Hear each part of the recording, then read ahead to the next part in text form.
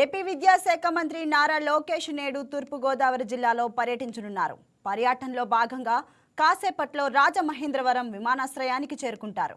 అనంతరం రాజమహేంద్రవరం ప్రభుత్వ కళాశాలకు చేరుకొని అక్కడ నూతన భవనాల ప్రారంభోత్సవ కార్యక్రమంలో పాల్గొంటారు. అనంతరం విద్యార్థులతో ప్రత్యక్షంగా సంభాషిస్తారు. మంత్రి పర్యటన నేపథ్యంలో పోలీసులు భారీ బందోబస్తు ఏర్పాటు చేశారు. దీనిపై మరింత సమాచారం ఈస్ట్ గోదావరి నుంచి మా ప్రతినిధి సత్యనారాయణ లైవ్లో అందిస్తారు. సత్యనారాయణ, చెప్పండి, ఏపీ విద్యాశాఖ మంత్రి నారా లోకేష్ పర్యటన గురించి మీ దగ్గర ఉన్న సమాచారం ఏంటి? తూర్పు గోదావరి జిల్లా ఐటీ శాఖ మంత్రి, విద్యాశాఖ మంత్రి నారా లోకేష్ ఈ రోజు తూర్పు గోదావరి జిల్లా పర్యటన చేయనున్నారు.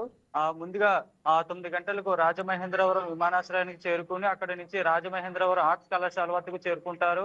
అక్కడ ఉన్న నూతన భవనాన్ని కూడా ప్రారంభిస్తారు. అనంతరం విద్యార్థులతో కూడా ముఖాముఖి ప్రత్యక్షంగా మాట్లాడి విద్యార్థుల్ని పలు విషయాలను అడిగి తెలుసుకున్నారు. దాంతో పాటుగా ఆదికవి నన్నయ్య విశ్వవిద్యాలయంలో కూడా నూతన భవనాన్ని కూడా ఆయన ప్రారంభించనున్నారు. అనంతరం అక్కడ నుంచి రాజమహేంద్రవరం చెరుకూరి కళ్యాణ మండపంలో నాయకులతో ఏర్పాటు చేసిన సమావేశంలో కూడా పాల్గొనున్నారు.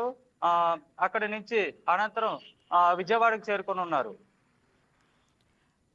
ప్రస్తుతం మనం చూసినట్లయితే నగరం అంతా కూడా పుష్పభయంతో కూడుకుందని చెప్పుకోవచ్చు. ప్రస్తుతం మనం ఆర్ట్స్ కళాశాల మైదానంలో ఉన్నాము. ఆర్ట్స్ కళాశాల చరిత్ర కలిగిన ఆర్ట్స్ కళాశాలకి ఒక లోగోని కూడా ఆవిష్కరించనున్నారు. అనంతరం ఇక్కడ నుంచి ఆదికవి నన్నయ్య విశ్వవిద్యాలయానికి చేరుకొని ఉన్నారు. సత్యనారాయణ, అసలు పోలీసులు బందోబస్తు ఏ విధంగా ఉంది? సెక్యూరిటీ సిస్టమ్ ఏ విధంగా ఉంది అక్కడ?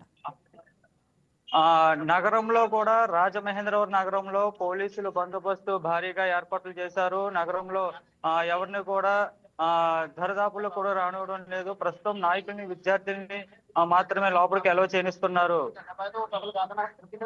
ప్రస్తుతం అయితే అక్కడ నూతన భవనాల ప్రారంభోత్సవానికి కార్యక్రమంలో పాల్గొబోతున్నారు, దాని గురించి చెప్పండి.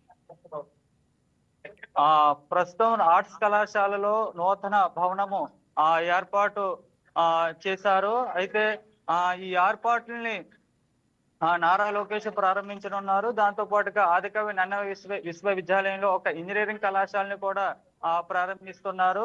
ఎందుకంటే గత ప్రభుత్వంలో అది ప్రారంభోత్సవానికి నోచుకోలేదు. విద్యార్థులు తరగతి గదులు లేక అనేక ఇబ్బందులు గురయ్యారు. ఈ నారా లోకేష్ చొరవతో ఈ ప్రారంభోత్సవంతో విద్యార్థులకు ఇంజనీరింగ్ కళాశాలలో యూనివర్సిటీ ఇంజనీరింగ్ గదులను విద్యార్థులు కేటాయించనున్నారు. Thank you Satyanarayana. Hi viewers, ఈ వీడియో మీకు నచ్చినట్లయితే లైక్ కొట్టి షేర్ చేసి వైకే టీవీని సబ్స్క్రైబ్ చేసుకోండి.